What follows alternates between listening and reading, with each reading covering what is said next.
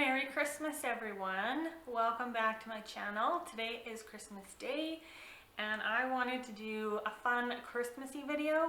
So I saw on YouTube and Read Another Chapter put together a Holly Jolly book tag, and it's a Christmassy book tag and it has my name in it, so of course I have to do it. Yeah, I haven't read the questions. I haven't watched their video yet because I wanted to go into it blind. So I'm going to go ahead and answer the questions as best I can, and then afterward I'm going to go watch their video. So let's jump in. It looks like 10 questions with a bonus or two. Number 1, Silver Bells. So Holly Jolly Christmas. I think these are based on, yeah, it looks like they're based on Christmas carols. So Silver Bells, a book with an outdoor element, cover or content. There's probably lots of those. Let me go find something. It's right here. It's right here, of course. Heart of the Wilderness by Jeanette Oak. This one I am reading right now. I tried to read it for the OWF and Readathon, and I did read a good chunk, but I did not get it finished. So yeah, I still need to finish this one, and I do plan to, but it's got wilderness in the title, plus she's outside, it's snowy. There it is. Let's see what question 2 is. Little Drummer Boy, a book that weaves a Christmas play in it. The one that comes to my mind is one I read last year. I think it was for the OWF and Readathon last year, and that was something about the greatest Christmas concert ever or something. I think it's Andrew Clemens is the author or something. I'll put the cover up. But that one is all about the Christmas pageant at school and how the students get all riled up and the teacher is fed up with them not listening to him, and so he's like, okay, if you guys don't want to listen to me, you guys put the pageant on. And so one kid kind of takes the reins and they actually put on a pageant, which it was a really good book, and I do look for it in I was going to say in theaters, in thrift stores, because I would like to have it on my shelf because it was a really well done middle grade, and it's just a little small guy, so yeah, we'll go for that one. 12 Days of Christmas, a book with a number in the title. I know I have many. Put that back there. Just one sec. All right, I'm gonna go with Ray Bradbury's Fahrenheit 451. This one is a science fiction futuristic kind of book where literature and writing of all kind is illegal. So if this society has already burned all the books that they can find and all the pieces of writing they can find, but when there's one that pops up that was missed, they actually call the firemen to come and burn the book. So it's a very skewed perception of firemen because you call them to burn stuff. But the concepts in it of censorship and whatnot is really well done, and I really like this book. So we're gonna go with this one. Next question. Mele Kalikimaka, a Christmas book that takes place in a state or country different from your own. Most. I don't really know any fiction books that take place in my province. Yeah, I don't think I know one. And in my country, this one is in my country, but otherwise there's not a whole lot. I mean, there's some, but we're just gonna go with ones that I'm reading right now. So Jonathan Strange and Mr. Norrell, I'm really excited to get back into this one. This one happens in England in the early 1800s, so I definitely do not live in England, but that'd be fun. Number 5, White Christmas, a book featuring some sort of military or hometown hero. Police, fire department, paramedic, doctor, etc. Well, I could have used for Fahrenheit 451 for that. Paramedic, doctor.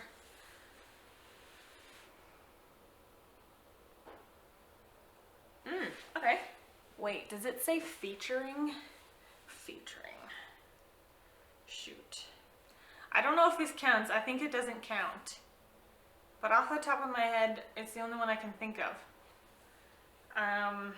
A Curse So Dark and Lonely. The main character's brother is a doctor. I think that's pushing it, but this is a Beauty and the Beast retelling. I really like the whole trilogy. Basically, books 2 and 3 completely veer off the traditional Beauty and the Beast elements. And yeah, I just really liked it. So, next question. Do you hear what I hear? A book featuring someone with a disability. I honestly can't think of one that stands out. Like, there's one that features an elderly man and he takes his caregiver with him wherever he goes. There's one where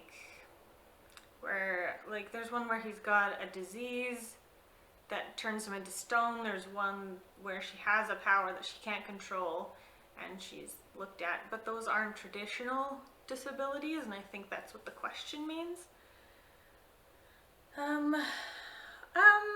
Okay, we're gonna go with this one. Alright, I'm gonna go with Danger in the Shadows by D. Henderson. This is one of my longtime favorites. And the reason why I'm selecting this one, it's not a physical disability. Wait, is that what? It doesn't say physical disability, it just says disability. So I'm going to say it counts because she has severe PTSD from when her and her sister were kidnapped as little girls, and her sister actually was murdered, and she's now an adult, still running from the man that kidnapped them. So yeah, severe PTSD. Next, It's the Most Wonderful Time of the Year, a middle grade or a kid's picture book.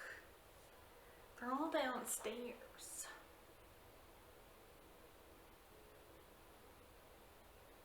Middle grade picture book? Is a middle grade picture book just a graphic novel? Because then I could get one for you. So I've decided to go with 5 Worlds, The Sand Warrior. I really like this series and I can't wait to have the whole series on my shelf. But this one is a fantasy where there are 5 planets with their own separate beings, with their own society structure and whatnot. And there is a threat to the entire universe. So what is the Sand Warrior? I think it's been a little bit. The Sand Warrior is someone who has the ability to help save everyone if they can get each beacon on each planet lit at the same time. That will save everyone, but not everyone on each planet believes that this is real, and there's a lot of pushback. So yeah, we're gonna go with that one. Aww, the prompt is "Baby, it's cold outside," and I totally have a mug that says "Baby, it's cold outside." But that's okay. I will drink my cute little truck carrying a Christmas tree mug. A book involving a psychopath, thriller, mystery, or a book you want to cuddle up with. Wow, those are 2 very different ways you could go with this one. And I would have ones for both, but I'll go with the first one. A book involving a psychopath or thriller or mystery. Let me go get it. I'm trying to use my favorites shelf for all of these because I love talking about my favorites. So, Skin by Ted Dekker. This one is super interesting. It follows this small group of people and their world changes on a dime, and it goes in between 2 different landscapes. In one they're in a town, in one they're in a desert, and they have no idea what's happening. But somebody is killing people. When they're in the town setting, there's a serial killer, but somehow that serial killer is also traveling between both with this group. So yeah, he eventually connects with this group and tells them, amongst the group of them, they have to decide who is the ugliest, and then he'll kill that one person. And if they don't decide who is the ugliest among them, he will kill a whole bunch of people. So it seems like the lesser of two evils, and yet it's still super messed up and evil, so not sure what to do. That's this one. Next. I'll Be Home for Christmas. That's a really good movie, by the way. Have you guys seen that one with Jonathan Taylor Thomas from like the 90s? So good. A book featuring families, drama, reunion, etc. Family is the center theme. Oh. Pardon me. Okay. I'm gonna go with the Dream House Kings series, the entire series. This is book 1, House of Dark Shadows. This is a time-traveling science fiction, young adult probably, and the reason why I have selected this one is because the whole series starts off with one member of their family going missing into one of these time portals, and the rest of the family is trying to find this one person. Though for the whole series, that's the gist. But obviously, the rest of the family, as they're looking for this one person, they're gonna get into a lot of trouble looking through other worlds, or other time periods, I should say. So we're gonna go with that one. Rudolph the Red-Nosed Reindeer, a book featuring a different ethnicity than your own. All right. Honestly, I think I need more non-white fiction, because most of it, like, there are characters in books, but where like it's the central main character. Yeah, we're gonna go with this one. And I guess I'm only half there because the main character here is half, yeah, she's half black.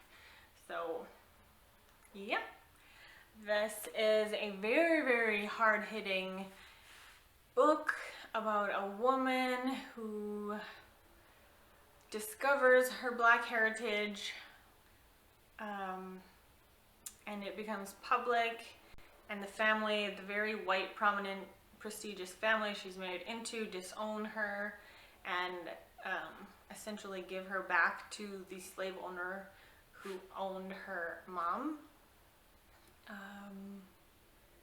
Very, very hard hitting. There's lots of hard stuff in this one, but it is one of my favorites. I just think it's so well written. Other than the very racist characters in the beginning use the N-word a couple of times, and I just wish that hadn't been in there. I know that it was realistic for the time, but I just don't want to have to read it with my eyes, you know what I mean? Okay, there's a bonus. A carol that you enjoy and what book you would pair with it. Okay, well, okay, here's a little story. Do you know it's not, I don't even know how traditional it is, but it's the song where it's like a talking song. What is that called? It's kind of like spoken word, but in a song format, like when you talk in a song. Does that make any sense? Anyway, my uncle used to be in a band throughout my whole young life, and this was on, they only had one Christmas album, and this was my favorite song because my uncle, he wasn't the lead singer all the time, but for this song he was the lead singer, and I just loved the story because it talked about the story of Jesus in the Bible, Joseph and Mary and the wise men and the shepherds and the angels. So yeah, I don't want to sing it for you guys, and obviously I can't play it for you because I'll get copyrighted, but I will leave a link in the description below to the song. I doubt I'll be able to find my actual uncle's recording of the song online. I highly doubt I'll be able to find that very easy, But yeah, I'll find the song. You guys can go listen to it. And yeah. So the last bit here. So, okay. And Read Another Chapter is a mother-daughter duo. And at the bottom here, they have their answer to that bonus question, which was, God rest ye merry gentlemen. And the prompt for them was a devotion or Advent read. I don't love devotionals. I don't feel they're not meaty enough for me, and I don't know if I have finished a devotional, but it's not very easy for me to like commit to doing one thing every day. Like, I'm bad with habits like that. But an Advent read, I don't read anything like specific in that time.